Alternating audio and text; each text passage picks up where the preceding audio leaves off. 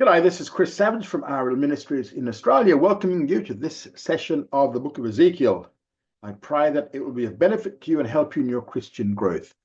This is a study that is produced by Dr. Alan Fruchtenbaum of RL Ministries worldwide. Thank you for coming along. Welcome to session 40. This is the last session. This is the last session in the book of Ezekiel. We've finished it. Now we're going to look at chapter 47, verse 21, down to chapter 48, verse 35. Last session, we looked at the borders of the land, the border of the promised land, the land that God promised to Abraham, Isaac, and Jacob. It begins at its western end, about 100 miles north of Tyre, up there on the Mediterranean Sea. It cuts across most of what is now Lebanon and into Syria, and then into Iraq, where it follows the Euphrates River for a while, and it drops down, and then it runs to about. Comes down to about 150 miles north of the Syrian city of Damascus. The eastern border, we see it starts at the end of the northern border, and we're at the Euphrates River, and then it comes down between Golan and Damascus, comes down and swings across the Sea of Galilee, and then follows the Jordan River right down to the Dead Sea, and it cuts across a part of the Dead Sea. This is the southern border. It cuts across part of the Dead Sea on the southwest side of the Dead Sea, and it cuts through the Negev and into the wilderness of Zin to the brook of Egypt, which is the Wadi El Arish, and it goes on to the Great Sea, the Mediterranean Sea. Well, the western border is really easy to pick that one. That goes from the brook of Egypt, or the Wadi El Arish, and it heads north to the starting point of the northern border. So the Great Sea, Mediterranean Sea, is the western border. Okay, so now we're going to go into the division of the land, and this is verse 21 to 23 of chapter 47. So shall you divide this land unto you according to the tribes of Israel, and it shall come to pass that you shall divide it by lot for an inheritance unto you and to the strangers that sojourn among you, who shall beget children among you, and they shall be unto you as the home born among the children of Israel. They shall have inheritance with you among the tribes of Israel. And it shall come to pass that in what tribe the stranger sojourneth, there shall you give him his inheritance, saith the Lord Jehovah. So this is a bit of a sort of a prelude now to the actual dividing, which is to be dealt with in chapter 48. Now, in verse 21, he deals with the division of the land insofar as it concerns the tribes. Now, so shall you divide this land unto you. That is, the land just described last session in verses 15 to 20, with its borders according to the tribes of Israel. Now, how the tribes are to inherit it, we're going to see in chapter 48. Now, in verses 22 and 23, he also now deals with the division of the land in relation to the stranger. In verse 22, he talks about the position of the stranger. Now, by stranger, Ezekiel means a Gentile. It shall come to pass that you shall divide it by lot for an inheritance. Now, this lot is not for the tribal division, as was used back in the case in the time of Joshua, because as we saw earlier in the millennium, what we looked at, the tribal portions are already set by Ezekiel himself. So the point about the casting of the lots here is for individual and family inheritance within the tribal territory. So the tribal territory is set, and therefore casting lots will not be needed to determine that. But the inheritance of each family within that tribal territory will be determined by the casting of lots. And he says, unto you, meaning the Jews, and to the strangers, now, meaning the Gentiles. So what about these Gentiles? He says, those that sojourn among you, so these are Gentiles who have taken up permanent residence among the Jews, who shall beget children among you. So perhaps this means that not only Gentiles are living among the Jews, but who have actually intermarried with the Jews as well, had some children. And their status in the kingdom shall be unto you as the homeborn among the children of Israel. So this means that the Gentiles will have equal rights with the Jews in the land. Yeah, this was also true under the Mosaic law back in Leviticus 19:34 and 24:22 and Numbers 15:29. But in the kingdom, they're going to have inheritance in the land again. Now, they shall have inheritance with you among the tribes. Now, under the law, Mosaic law, while the Gentiles who lived in the land had equal rights with the Jews, they did not have the right to ownership of the land. They could not own land. So while giving Gentiles equal rights here is similar to the Mosaic law, permitting them to own land is contrary to Mosaic law. So here again is another one of those differences between Mosaic law and Messianic law or kingdom law. The sole condition for these Gentiles to be able to own land in the Holy Land among the Jews is that they are permanent residents in the land and perhaps even intermarried with the Jews. That is the stranger's or Gentile's position. He'll have equal rights with the Jews and he'll have the right to own land among them.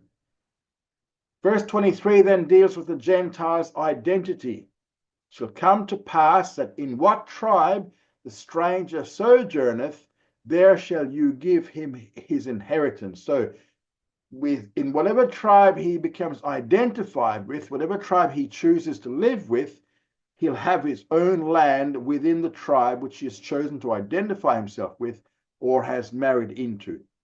And with this prelude, we now come to the division of the land itself. We're going to see the 7 northern tribes in verses 1 to 7. Now, these are the names of the tribes.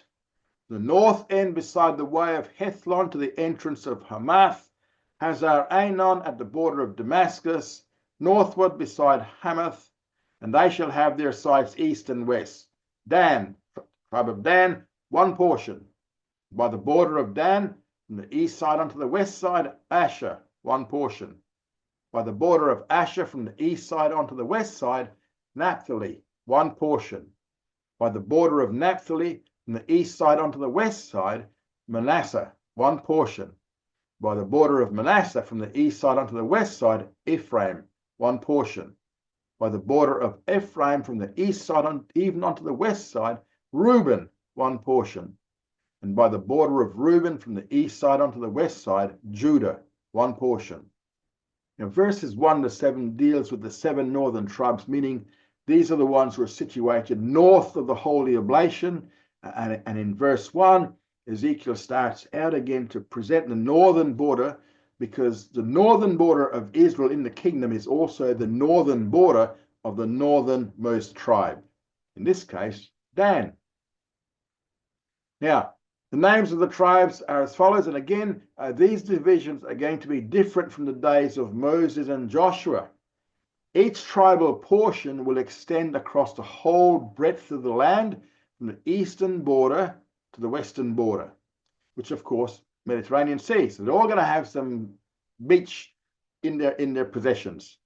So they're going to be 12 parallel portions running east and west, and each tribe will have an equal breadth of land running north and south. So each tribe will be west of the Jordan River, and in that section of the country, and then the Holy Oblation will be in place of the Levitical cities. So 7 tribes will settle north of it and 5 south of it. Now, proximity to the Holy Oblation, which is at the temple, right? It's a temple down south. Now, proximity to the Holy Oblation, according to tribal division, is as follows here. First of all, we see the sons of Jacob's 2 wives, Rachel and Leah, are the closest to it, while the sons of his handmaidens are furthest away, or their handmaidens are furthest away. So Bilhah was the handmaid of Rachel, and Zilpah was the handmaid of Leah. And then he deals with the border, and then basically he repeats the detail he gave in chapter 47. He says, beside the way of Hethlon to the entrance of Hamath, Hazar Enan at the border of Damascus, northward beside Hamath. So this is a summary of the northern border. And they shall have their sides east and west. Again, this means that there'll be 12 parallel portions running east-west, and an equal breadth of land from north to south. Each east to west territory will not be all the same length, of course, because the breadth of the land east to west and the north will be much longer than in the southern part of the country. So the point is, lengthwise, they'll not be all equal, but breadthwise they will. In verse 1, we're given the most northerly tribe, and that is Dan. He says, Dan, you've got one portion. Now, Dan was a son of Bilhah, the handmaid of Rachel. So the northern border of the land is also the northern border of Dan's territory. Verse 2, we have the tribe of Asher, by the border of Dan from the east side onto the west side. Asher, one portion. Asher was also the son of Zilpah, the handmaid of Leah. So both the handmaid's kids are up north. And in verse 3 deals with Naphtali by the border of Asher. From the east side even onto the west side, Naphtali, one portion. Naphtali was a son of Bilhah. Again, we see the handmaidens' children are up north, are the furthest away from the temple compound. Verse 4, we see Manasseh, and by the border of Naphtali, from the east side and the west side, Manasseh, one portion. Now, Manasseh was the son of Joseph, and therefore the grandson of Rachel. In verse 5 is the tribe of Ephraim by the border of Manasseh, and by the border of Manasseh from the east side onto the west side, Ephraim, one portion. Ephraim was also the son of Joseph and another grandson of Rachel. And in verse 6 is the tribe of Reuben by the border of Ephraim from the east side even onto the west side, Reuben, one portion. Reuben was the son of Leah.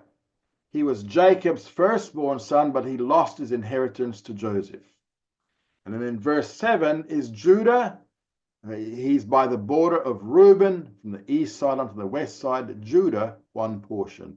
Now, Judah was the son of Leah, and his was the Messianic tribe and the tribe who remained loyal to King David. And because of that, Judah is the closest to the holy oblation in the Messianic kingdom. So these 7 tribes are all going to be located in the northern portion of the land in the order which we've just seen here, while immediately south of the southern border of Judah will be the holy oblation itself. There's a little reminder of what the temple compound and everything looks like. That's the holy oblation there. Now, okay, so we're going to look at the millennial mountain in verse 8. And by the border of Judah, from the east side unto the west side, shall be the oblation which ye shall offer, 25,000 reeds in breadth, and in length as one of the portions from the east side unto the west side, and the sanctuary shall be in the midst of it. Okay, so what we see here is that verse 8 describes the location of the millennial mountain of Jehovah's house. Its position is by the border of Judah. Remember, Judah is on the north side of the holy oblation. And from the east side, which is the riverside, the Jordan riverside, onto the west side, which is the Mediterranean Sea, shall be the oblation which you shall offer. Now, the Hebrew here for oblation is truma, or heave offering. So the breadth of it is 25,000 reeds, length of it is the same, 25,000 reeds. It's approximately 50 miles on all 4 of its sides. Then he says, the sanctuary shall be in the midst of it. That is, the millennial temple will be within this holy oblation, located, as you remember, in the center of the northern portion of the holy oblation. Having given us this summary now, and the next subdivision deals with the northern section. This is in verses 9 to 12. The oblation that you shall offer unto Jehovah shall be 25,000 reeds in length and 10,000 in breadth. And for these, even for the priests, shall be the holy oblation. Toward the north, 25,000 in length. Toward the west, 10,000 in breadth. Toward the east, 10,000 in breadth. Toward the south, 25,000 in length. And the sanctuary of Jehovah shall be in the midst thereof. It shall be for the priests that are sanctified of the sons of Zadok, that have kept my charge, that went not astray when the children of Israel went astray, as the Levites went astray. It shall be unto them an oblation from the oblation of the land, a thing most holy by the border of the Levites. So here in these verses 9 to 10, Ezekiel deals with the northern section of the Holy Oblation. The dimension of this area, first of all, 25,000 reeds in length. That's 50 miles across the north and south borders.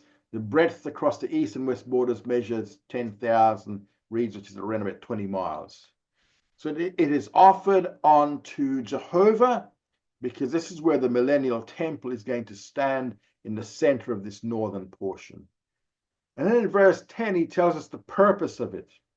And for these, even for the priests, shall be the holy oblation. So this is where the priests, remember the priests, these are the sons of Zadok. This is where they're going to live. So the border, the north border will be 50 miles, west border 20 miles, or 10,000 reeds, if you really want to know. East border will be 20 miles, and the south border 50 miles. And then the sanctuary of Jehovah shall be in the midst thereof, which means the temple is going to stand in the center of the northern portion.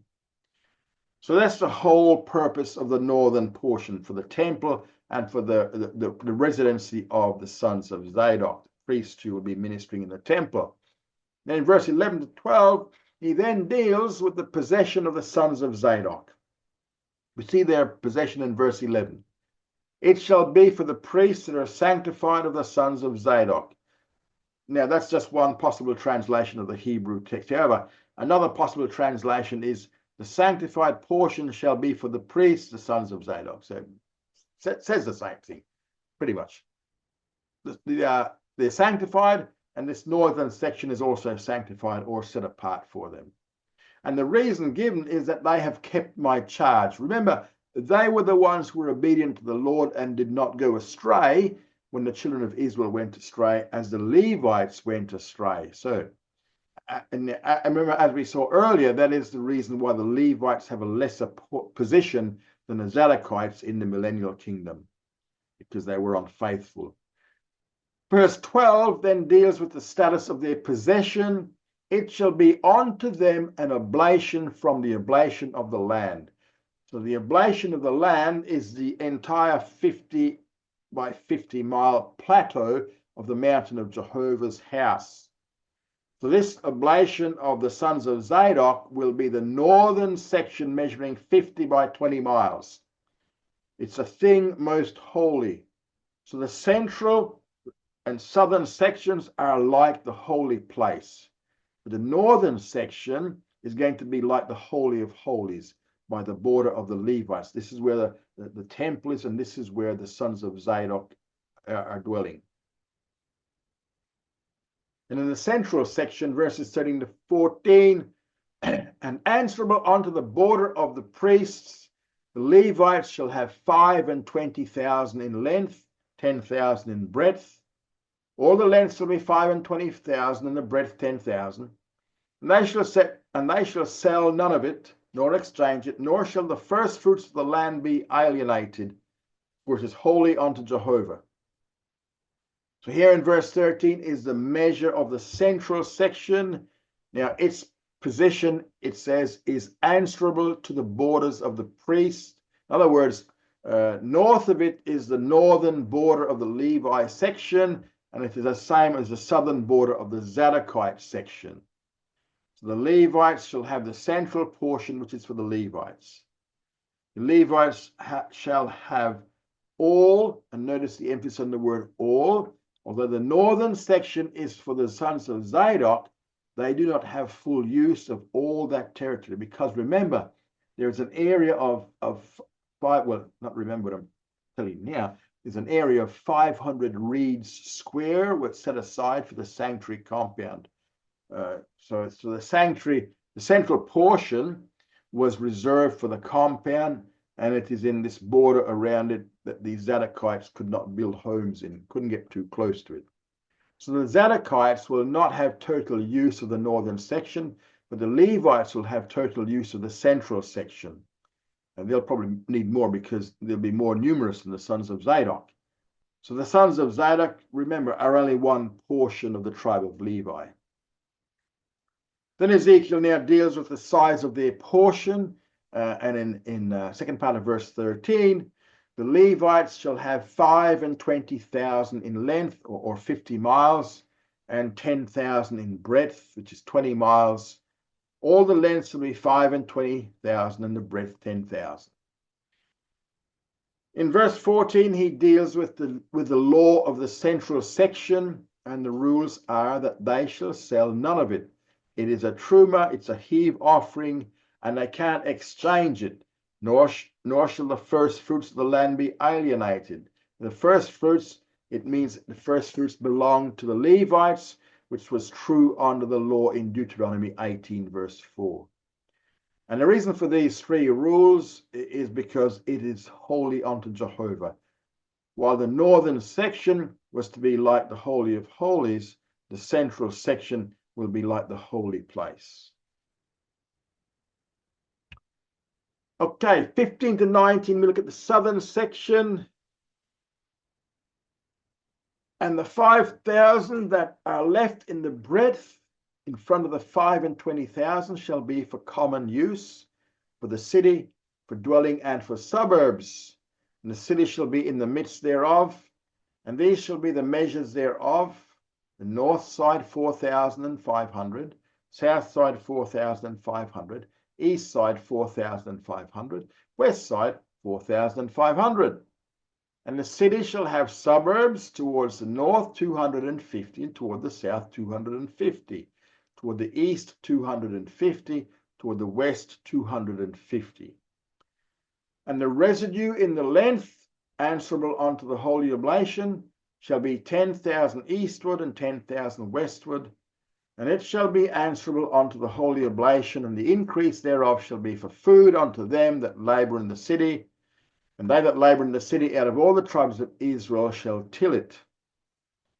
Now, in first part of verse 15, we have the measurements. Again, we see it's approximately, it's 10 miles by 50 miles. And its purpose we see in the second part of verse 15. It is for common use. This means it's comparable to the outer court of the temple compound. The northern section is comparable to the Holy of Holies of the temple compound. Central section is comparable to the holy place within the temple compound. Now this southern section, being for common use, is comparable with the outer court. Second, it is for the city.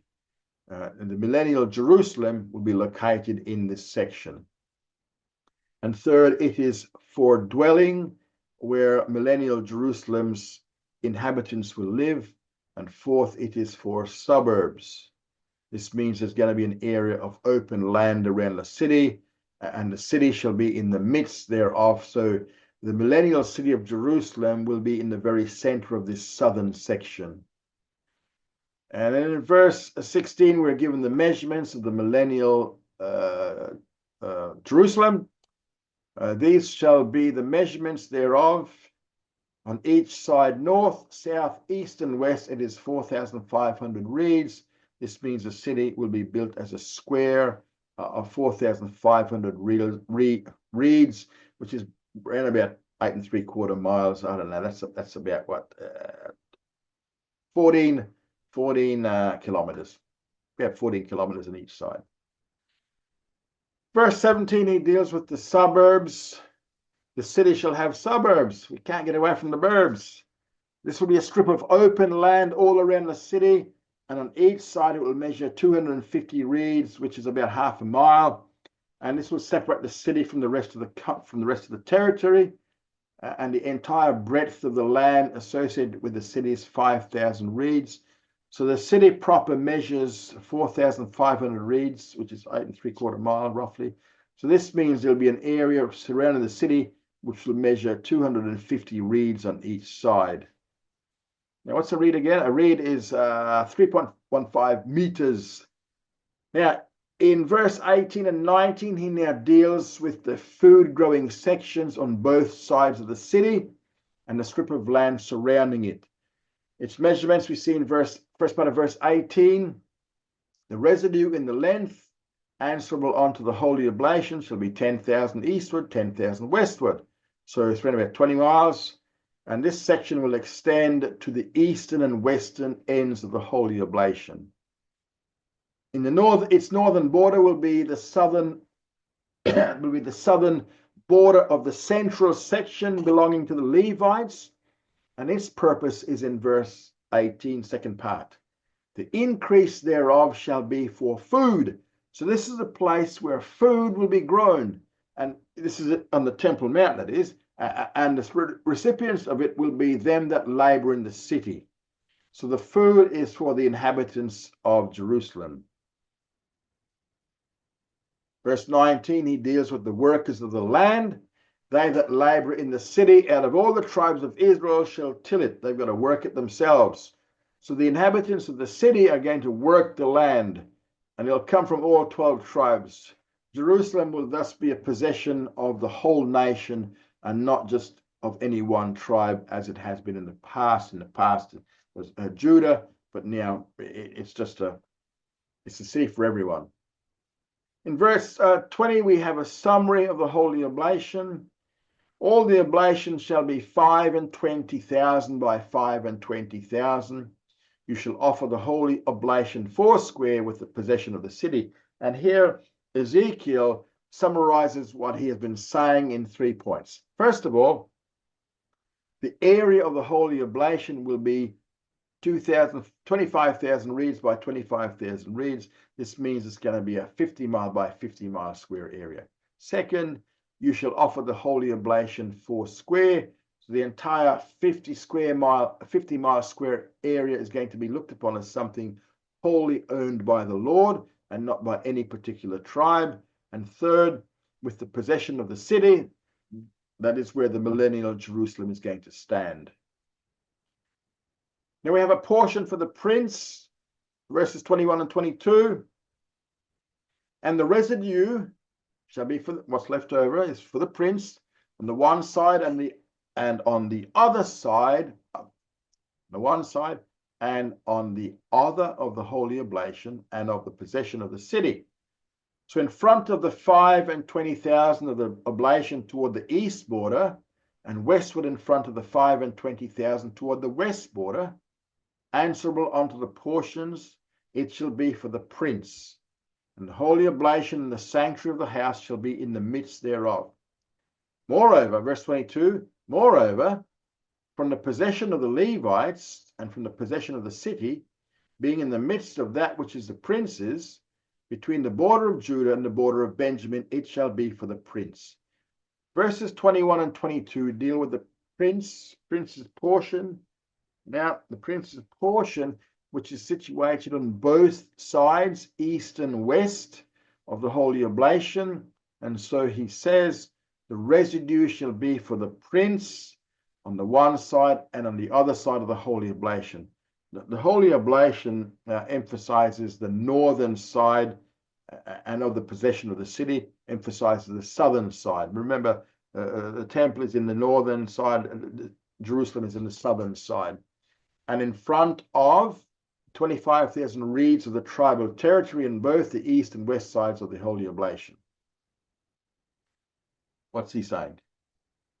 The portion for the prince is on the east and west side of the holy oblation. Remember, he had east and west. Eastern border of this prince's portion is going to be the same as the eastern border of the tribal territory, as will the western border. And the holy oblation and the sanctuary of the house shall be in the midst thereof. So the prince's portion is to be on both sides of the holy oblation, east and west. This means that the holy oblation, with its temple, is right in the middle of the prince's portion. Moreover, from the possession of the Levites and from the possession of the city, remember the possession of the Levites is the central section, and the possession of the city is the southern section, being in the midst of that which is the prince's. So if the prince's portion is on both sides of the central and southern sections, then it looks as if that section is within the prince's portion as well, between the border of Judah and the border of Benjamin. So remember, Judah marks the northern border of the holy oblation and therefore also the northern border of the prince's portion. Benjamin is on the southern border of the holy oblation and therefore also marks the southern border of the prince's portion. It shall be for the prince. Now we come to the 5 southern tribes.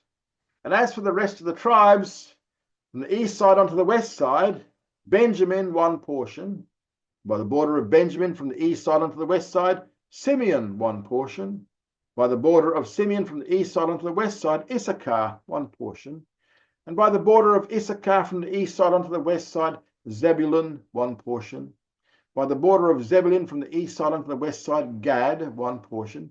By the border of Gad at the south side southward, the border shall be even from Tamar onto the waters of Meribah Kadesh, the brook of Egypt, onto the great sea. Okay, Benjamin, first up. From the east side onto the west side, Benjamin, 1 portion. Now, the northern border of Benjamin then is the southern border of the Holy Oblation. Benjamin was the son of Rachel. He was also loyal to David. It is interesting also to note that the tribes which are closest to the Holy Oblation, Judah on the north and Benjamin on the south, are also the 2 tribes who remained loyal to King David. In verse 24, he deals with Simeon. From the east side onto the west side, Simeon, 1 portion. Simeon was a son of Leah. Verse 25 is Issachar, and by the border of Simeon from the east side onto the west side, Issachar, 1 portion, another son of Leah. In verse 26, we have Zebulun, by the border of Issachar from the east side onto the west side, Zebulun, 1 portion. Zebulun was another son of Leah. And in verse 27, he deals with Gad, and by the border of Zebulun from the east side onto the west side, Gad, 1 portion. Now, Gad was a son of Zilpah, Leah's handmaid. So he's further away from the temple.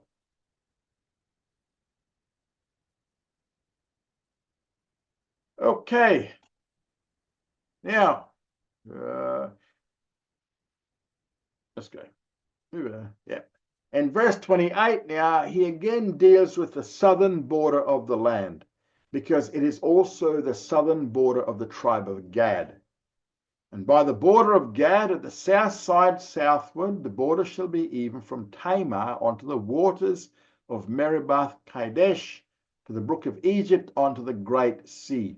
So this is another summary of the southern border, which we saw back in 47:19. So that's the summary of all this stuff. Verse 29, this is the land which you shall divide by lot unto the tribes of Israel for inheritance, and these are their several portions, saith the Lord Jehovah. The point here is that for the first time in their history, all of the promised land will be owned by the Jews. These are their several portions, saith the Lord Jehovah.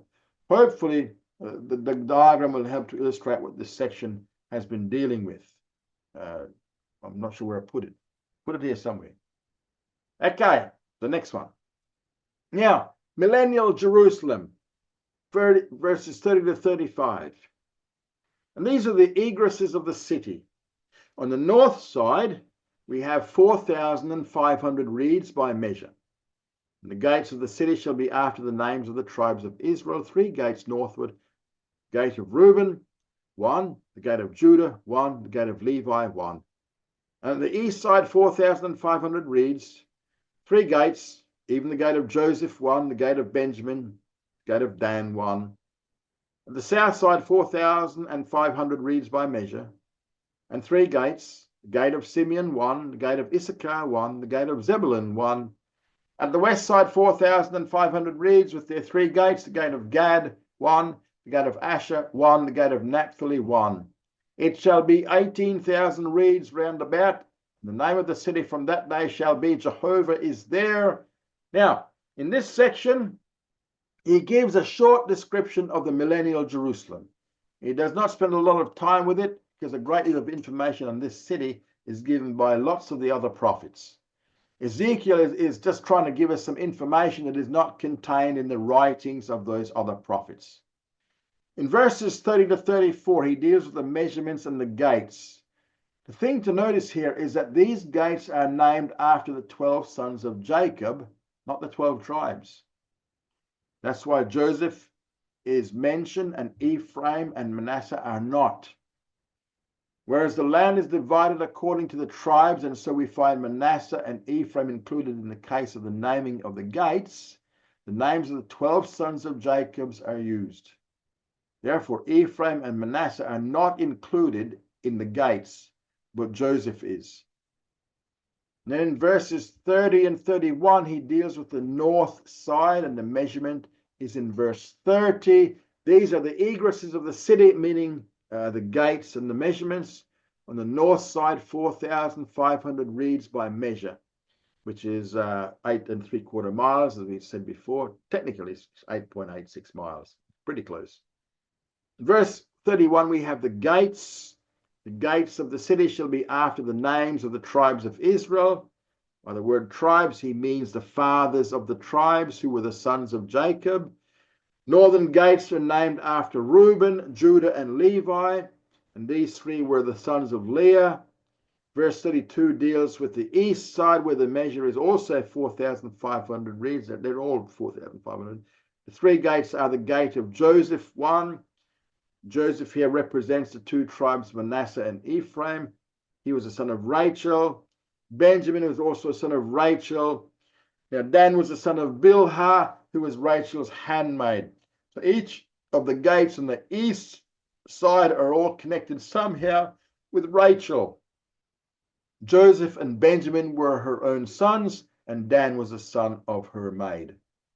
In verse 33, we have the south side of the city. That also measures 4,500 reeds, and it has three gates also. And these are named for Simeon, Issachar, and Zebulun, all three of whom were sons of Leah.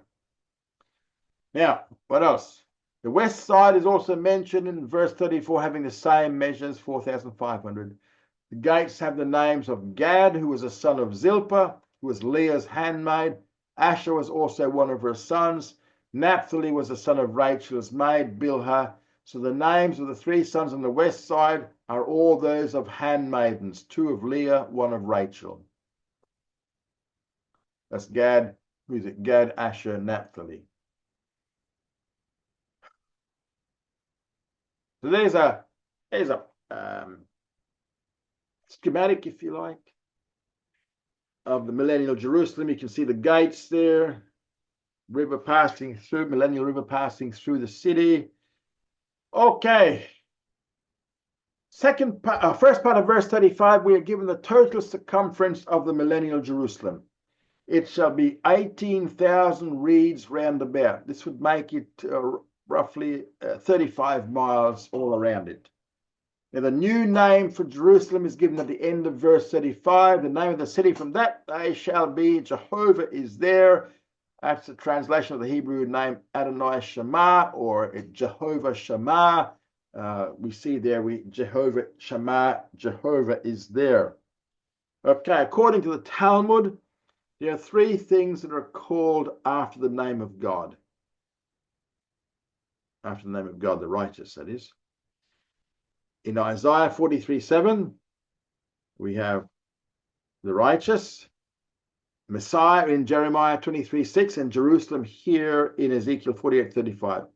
So in the millennium city, the city will not only be called just Jerusalem, as we know from other prophets, it will also be called by the name Adonai Shema.